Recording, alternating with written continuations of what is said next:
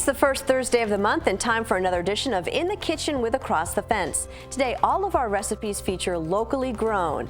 And here you see Lynn picking blueberries from a bush in his garden. We'll find out what he made with those berries a little later. Good afternoon and thanks for joining us. I'm Judy Simpson. We want to begin today's program by taking a moment to acknowledge the passing of two of our loyal viewers, Helen Davis from Waterbury and Robert Dan Franks from Stowe. Our condolences go out to their families. You may remember that our prize last month was a boat ride with Lynn on beautiful Paradise Bay in South Hero. Here you see him with winners Lorraine Gaudette from Vergennes and her daughter Susan Katazzi from South Burlington. What a nice outing they had on a beautiful day to be out on Lake Champlain. Well, this month, one of you lucky viewers will win this 377-page Coastal Living Cookbook, a collection of some 500 recipes along with hundreds of color photos of food and seaside beauty. I'll let you know how you can enter to win at the end of this show. Now it's my pleasure to introduce our chefs who come to prepare some sumptuous recipes for us to enjoy. They are, of course, Carolyn Peak from Williamstown, along with Deb Plumley and Lynn Jarvis, both from South Hero. Now, Deb, I guess you're ready to go here and start us off? That sounds great. Thank you. Good. Well, let's talk about this soup, first of all. Lots of wonderfully fresh-tasting vegetables are showcased in this chunky soup. It's a great way to use excess vegetables and use the slow cooker for ease. The base of the soup is V8 tomato juice. Add herbs and other seasonings and pack in the tomatoes, green beans, potatoes, squash, onion, carrots, and anything else you may have. Cook in your slow cooker for 7 to 8 hours on low, and you will have this flavorful soup with the taste of summer vegetables. And I put it in this glass bowl so the viewers could see it, and I just want to stir it a little so you can see all the wonderful vegetables. I even threw in some mushrooms as well for some flavor. Now, I know you've all heard how wonderful the berry season has been this year. So how about trying your hand, if you've got some extra berries, with a nice fresh berry spread? I use Pomona's Pectin. There's a little tongue twister there. You can find it in almost every store, and the advantage of using this pectin is your recipe will call for far less sugar. This berry blitz uses a mixture of raspberries, blueberries, and blackberries. Those were things that I had on hand. This is maybe a little bit softer than what you might like, but this is a great way to enjoy the taste of summer and those long winter months. You can freeze this in the freezer for up to a year, or you can just keep it in your refrigerator for about 2 weeks if it lasts that long.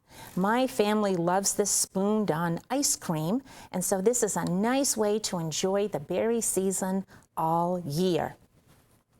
Now, I like bacon, no doubt about that. So how about enjoying the taste of bacon and tomatoes and this quick and simple dinner? You saute chopped bacon until it's nice and crispy. Remove it from the pan with most of the fat. Then add in chopped onions, tomatoes, some garlic, and red chili flakes, and cook that until it's softened. Deglaze your pan with red wine, or you could use chicken or vegetable broth instead, and toss in your cooked pasta, some fresh basil, and add in that chopped bacon. This can be on the table in less than 30 minutes. It's a perfect summertime recipe. My family likes it with a little bit of Parmesan cheese and, of course, salt and pepper to taste. So this is the bacon tomato tossed salad. You could probably even add some lettuce as well. Just top it off with some nice crusty bread. Now, I'm very proud of this viewer recipe. I was interested in it. It's called Peach Crumb Cake with Almond Streusel, and it comes from Edie Ackerman of Fairlee. And you don't find many recipes that use pears, so I was very interested in this. Plus, it looked really easy to make, and as you can see, it came out wonderful. The flavors of the pears and the almonds complement in this cake. You're also going to notice a hint of maple syrup in both the cake batter and the topping. I've never used a springform pan before, and I'm quite pleased with how nice it looks. I want to thank Edie for both sharing her recipe and watching our show. I hope our viewers will give this a try. You could serve it with whipped cream if you wanted, or I'm just going to sprinkle on some confectionery sugar.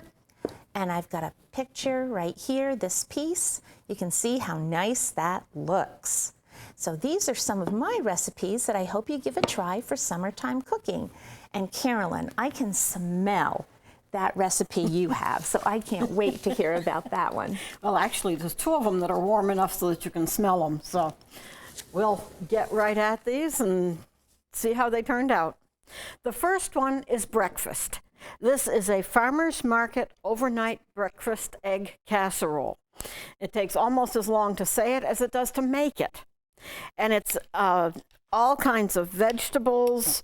It has hash brown potatoes on the bottom, and you cook up the things, most of the things, you put them in there and put an egg, like a egg and milk sort of custard thing over it. You put it in the refrigerator overnight, and then you pull it out and cook it the next morning, and it's all set to go, and it smells delicious. So that's one that you can give a try to this summer, or it might be good even for a holiday time when you've got people coming and you don't want to be busy in the kitchen for breakfast. Fix it up ahead of time and go for it.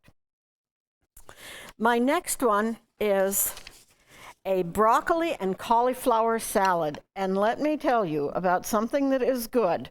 This is, like it says, broccoli and cauliflower. It also has frozen peas and bacon, crispy bacon. You mix that up. You use mayonnaise and Parmesan cheese, some vinegar and some sugar. Mix everything all together, and you have got a wonderful vegetable salad that will go with just about anything. And my husband suggested that I could make that again. Now, for a main course with our meal, I have chicken soup casserole. And you might think that this is going to be a bunch of cans of things. It isn't. You're going to make your chicken soup mixture from scratch. And it has lots of vegetables, whatever kind of vegetables you like. And then it has a topping of the crescent roll dough. Now, I made this, instead of in a 9x13 pan, I made 2 8x8 pans. So you could make one and put it in the freezer or something and have it to do another time. To go with my meal, I have my viewer recipe, and this is from Liz Pecor of Moncton. These are spiced squash muffins. The nice thing is that you can make them with squash, several different kinds of squash, or you can make them with pumpkin.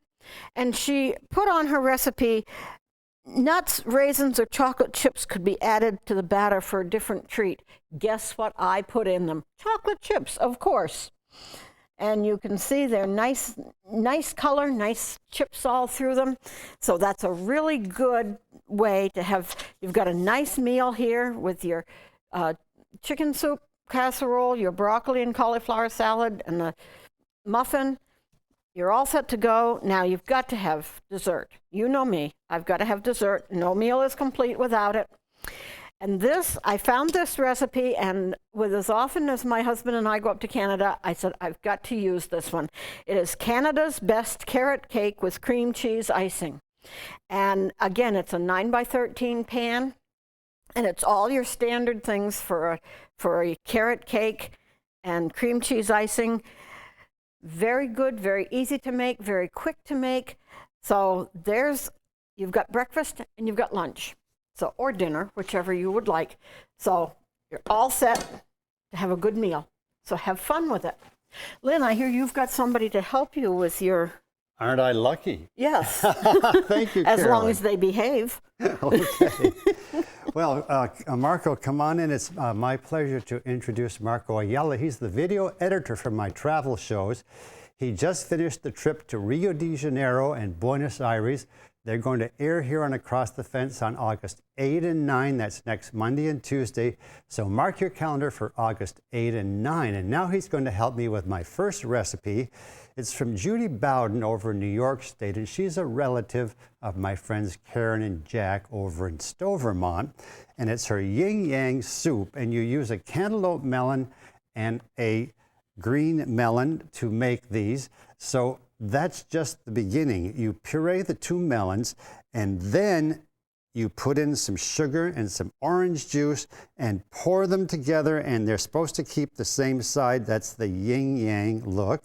And we'll just turn it a little bit so they can see how it's kept to each side. And then a scoop of yogurt goes on the top, and you give it a little swirl, and that gives you that yin-yang look.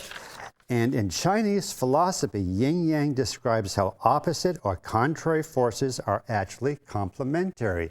And there you go. Now, didn't that come out well? Thank you very much, Marco. You see, I didn't dare do this because I knew I would make a mistake. But anyway, it turned out just the way we wanted. Now I'm going to move on to my next recipe. It's right here. It comes from an old clipping, a newspaper clipping, and the date was torn off, but it says that corned beef at the Grand Union was $1.19 a pound, so it was a while ago. And here it is. It's my Calico skillet. And in here you can see there's diced zucchini, onion, tomato, shredded cheddar, and it's all mixed together with elbow macaroni. And there you get a good look at it. I think if you serve this with a fresh garden salad, you'd have a locally grown meal with about 75% of products that you can get right here in the viewing area. Now, locally grown can also include pork, beef, or chicken. So I decided to make my favorite recipe, a Parmesan chicken cutlet recipe, and you have to coat it in 3 different layers. Now, in the first bowl, you'll find some flour, in the second bowl, breadcrumbs, and the third bowl, grated Parmesan and mustard powder. You cook it about 4 minutes on each side, and then serve with a green salad and garnish with lemon. And I think you have another meal that's pretty much 75–80% locally grown. Now for some bread, and this recipe comes from one of our loyal viewers. It's Glenler Cerrone of Charlestown, New Hampshire. It's her zucchini graham bread with blueberries. It's very easy to make with crushed graham cracker crumbs, walnuts, and blueberries, and the regular ingredients for a quick bread. And I think you're going to really enjoy that blueberry graham flavor. It makes 2 loaves. I took one to my neighbors, Mark and Brenda, across the street, and they gave it an A+ rating, so I was pleased about that. Now for dessert, this is my raspberry rumble, and it's easy to make. The bottom layer is made with white cake and raspberries, as you can see, and over that there's a meringue and some slivered almonds, and just delicious, great for potlucks or to have right at home with family and friends. And my last recipe is right here, and this is from the Coastal Living Cookbook that one of you lucky viewers is going to win. And it's an apricot blueberry tart. And if you've never had the apricot blueberry flavor, you are in for a treat. It's prepared in a 10-inch tart pan, but I think a large pie pan would work just as well. You make the crust, then you cover it with blueberries and apricots, and then a buttermilk mixture, and bake it at about 375 for an hour. It's just delicious, and I think I'll make it at the Champlain Valley Fair. And I want to mention one of our viewers. Do we have time? We do. You do. Think? Her name is Edith Slayton from Jonesville, and she just turned 84.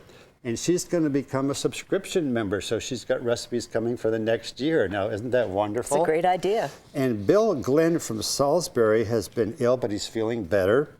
And then Joanne Richardson made us smile when she wrote, "Seeing our recipes makes her want to cook, which she does not enjoy doing." So I thought that was a real compliment. Well, thanks, Lynn. Now, as always, there are a couple of different ways to get today's recipe. You can go online to the Across the Fence website.